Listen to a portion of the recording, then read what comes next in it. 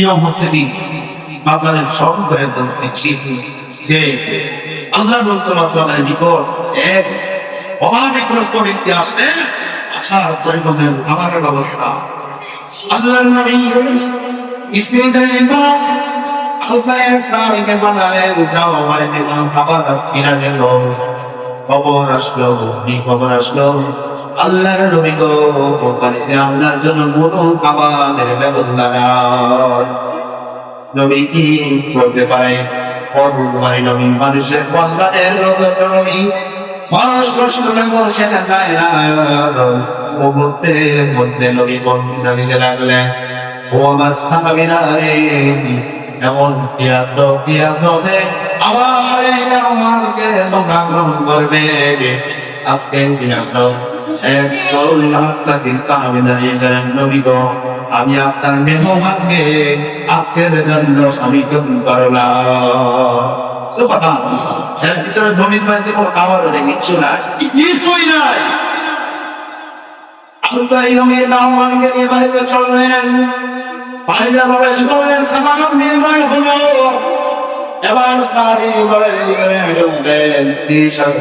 বলতে লাগলেন, ও আমার বিনি করো, আজকে এমন একজন মেহমান নিয়ে আসা হলো। এটি সাধারণ মেহমান নয়, বিশ্বনবী হযরত মুহাম্মদ রাসূলুল্লাহ সাল্লাল্লাহু আলাইহি ওয়াসাল্লাম থেকে স্বপ্নে প্রিয় মেহমান।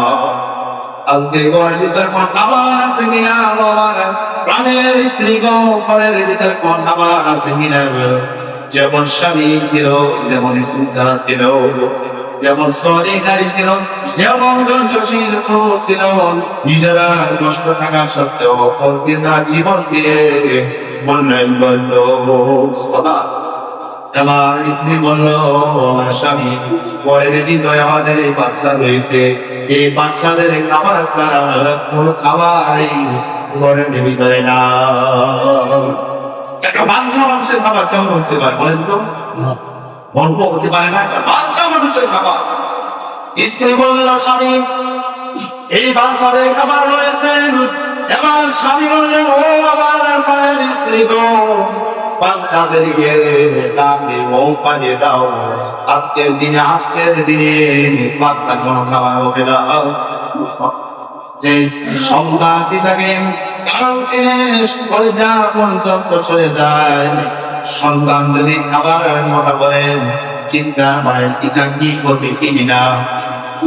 সন্তান যদি একবার খাবার না, সন্তান খাবার খায় না, জীবনের যে বেশি ভালোবেসে ও সন্তান তোমরা তোমাদেরকে তিল করে তারা লালন পালন করেছে। তোমাদেরকে তিল না পেয়ে এখন যে সমস্যা না। আজ থেকে 30-40 বছর আগে, আজ থেকে 30-40 বছর আগে আমার সাল হয়েছে, যে সাল আকার বিভিন্ন ধরনের তারা আকার হিসেবে একেবারে ঘুম যে রয়েছে, আপনাকে তাদের জীবনযাপন হতো। বিভিন্ন ধরনের সিস্টেম কিনা এমন যোগ ছিল, কত কষ্ট করা হতো। ইন্দ্রা খাবার খুব কষ্টকর হয়ে যেত। ও দুনিয়ার যুবকেরা, দুনিয়ার পিতামাতারা যারা রয়েছে, কত কষ্ট করে লালন করা হয়। সেই সন্তান বড় মৃত্যুটাকে ভুলে যায়, মাকে ভুলে যা, আব্বা ভুলে যা।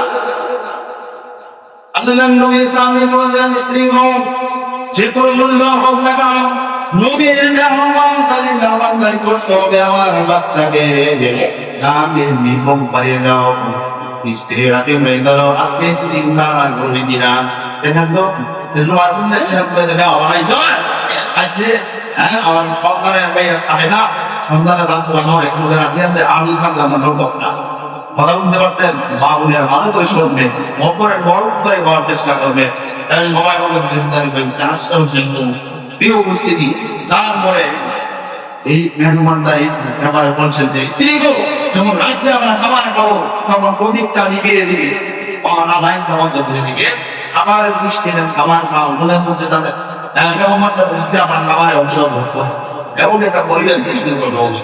বরং বিরোধেন শেষ অর্থে বিশাল ভগবানের মসজিদ হয়ে গেছে ওই বলে আল্লাহ নবী পরিবারের বিষয়ে আলোচনা দিয়ে আল্লাহ তার তাদের এই মহান খুশি হয়েছে বলে সুবহানাল্লাহ।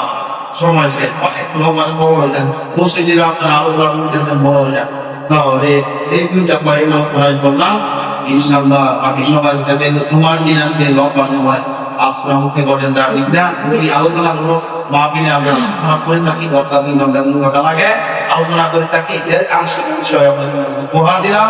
এই আলোচনা থেকে আমরা কি শিক্ষা গ্রহণ করলাম? আপনারা বাস্তবিক পরিবার থেকে শুরু করে সর্বশ্রেণী আমরা আল্লাহকে ভয় রেখে আলোচনাকে সামনে রেখে আমাদের জীবন পেতে মন পছন্দ করে দেওয়া